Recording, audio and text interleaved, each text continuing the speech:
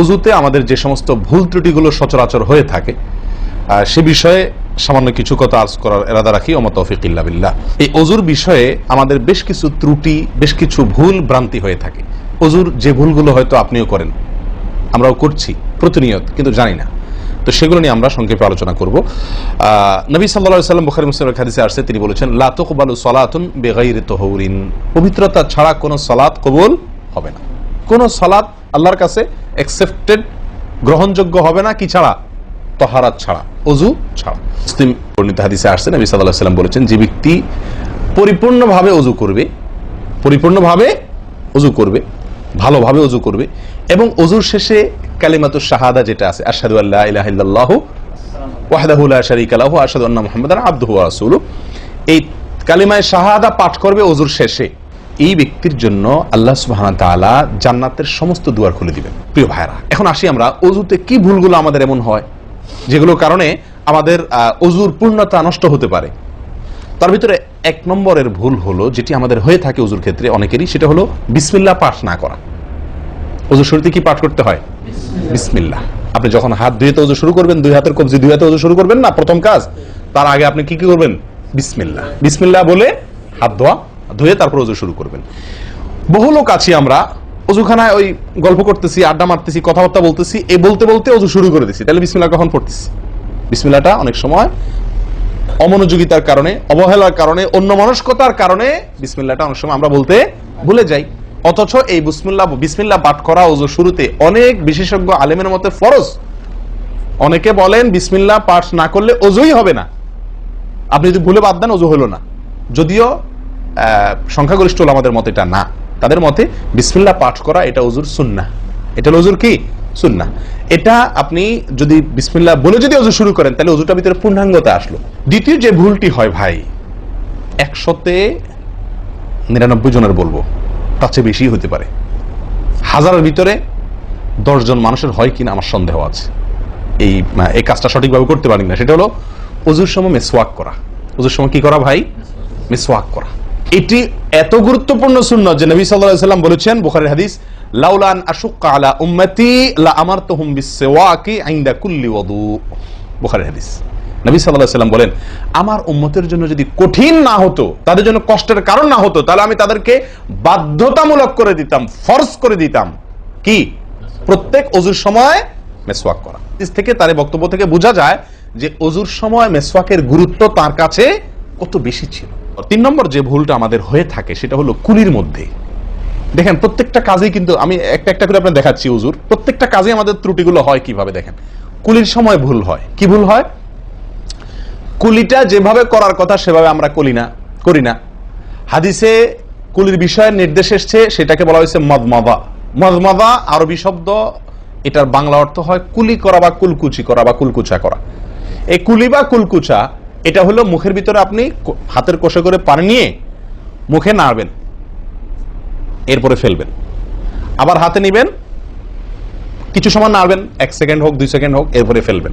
এটা হলো কুলি বা কুলকুচা। আমরা বেশিরভাগ সময় এরকম করি আলহামদুলিল্লাহ। যখন ব্যস্ত থাকি, যখন হুলস্থুল থাকে, কোনো সময় কোনো কাজের তাড়া থাকে, তখন অনেক সময় আমরা কি করি? হয় কি না? হয় না? মুখে নিলাম আর ঢাললাম, মুখে নিলাম আর ঢাললাম। আমি জানি না আপনাদের হয় কিনা এরকম।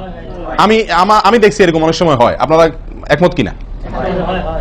নিলাম মানে ব্যস্ততার কারণে, হয়তো জামাত শেষ হয়ে যাচ্ছে বা অন্য কোনো কারণ আছে, অথবা দেরিতে আসছি, তো তখন মুখের ভিতর নেওয়া আর ফেলাও, এতে কলি হবে না। নাম্বার 4, নাকে পানি দেওয়া। দেখেন, একটা একটা করে দেখেন, প্রত্যেকটাতে ত্রুটি আছে। আল্লাহুল মুস্তাআন। নাকে পানি দেওয়া। নাকে পানি দেওয়ার যে নির্দেশ আসছে হাদিসে, এটাকে বলা হয় ইস্তেনশাক। ইস্তেনশাক শব্দের মূল অর্থ হলো পানি টানা, নাকে পানি টানা। আমরা নাকে পানি টানি না, দেইও না। একটা হলো দেওয়া, একটা হলো ছিটানো, আর একটা হলো টানা। টানা হলো এ ক্লাসের ওযুতে নাকে পানি টানবেন, বি ক্লাসের ওযুতে নাকে পানি দিবেন, থার্ড ক্লাসের ওযুতে নাকে পানি ছিটাবেন। আমি কি বুঝাতে পারছি? তো আমরা বেশিরভাগ লোক থার্ড ক্লাসের ওযু, সারা জীবন থার্ড ক্লাসের ওযু করি। আপনি থার্ড ক্লাসের ওযু করে আপনি জান্নাতে যাবেন?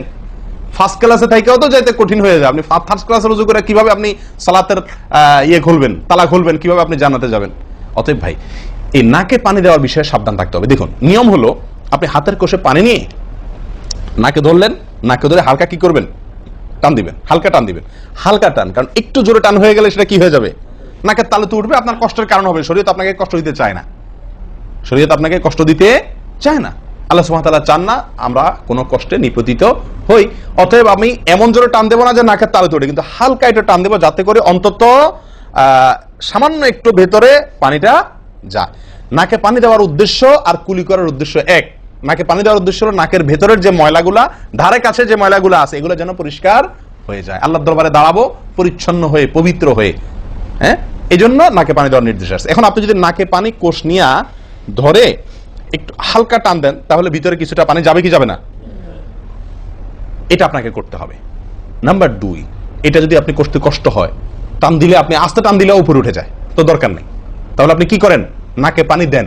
নাকে পানি কিভাবে দিবেন, নাকটাকে অন্তত পানির মধ্যে কি করে রাখেন, চুবাই রাখেন, 1 সেকেন্ড চুবাই রাখেন, কিছু দূর পানি যাবে কিনা, আমি কি বুঝাতে পারছি? আমরা অনেকে বিশেষ করে আমি দেখছি ওযু করার সময় নাকে পানি ছিটান। কিভাবে পানি ছিটান, ওই যে কষে করে পানি নিয়ে, লক্ষ্য করছেন আপনারা, এভাবে নিয়ে এরকম মারে পানিটা, এরকম মারলে সেটা কি হলো, ছিটানো হলো। হাদিসে যে ইস্তেনশাকের কথা বলা হয়েছে সেটা হলো না। আপনি সারা জীবন ওযু করলেন, অথচ আপনার কখনো নাকে পানি দেওয়ার সুন্নাহটি আদায় হলো না। সারা জীবন আজীবন আপনার ওযুটি হয়ে গেল সুন্নাহ ছাড়া। আরেকটি ভুল ভাই, নাকে পানি দেওয়া একটা আমল, নাক ঝাড়া আরেকটা আমল। নাকে পানি দেওয়া এটা একটা নির্দেশ, আর নাক ঝাড়া আরেকটা নির্দেশ। আমি কি বুঝাতে পারছি? কুলি করা একটা আমল, হাত ধোয়া একটা আমল, হাতের কবজি পর্যন্ত 2 হাতের বিসমিল্লাহ বলা, তারপর তো এটা আছেই। এরপরে মেসওয়াক করা একটা আমল, কুলি করা আরেকটা সুন্নাহ, কুলির পরে নাকে পানি দেওয়া বা নাক দেওয়া পানি টানা আরেকটা আমল, এরপরে নাক ঝাড়া আরেকটা আমল। ভাই এরপরে আসি আরেকটি গুরুত্বপূর্ণ আমল যেটি হয় না, বা আরেকটি ত্রুটি ওযুতে, সেটি হলো আঙ্গুল খেলাল না করা। ওযুতে কি না করা, আঙ্গুল খেলাল না করা।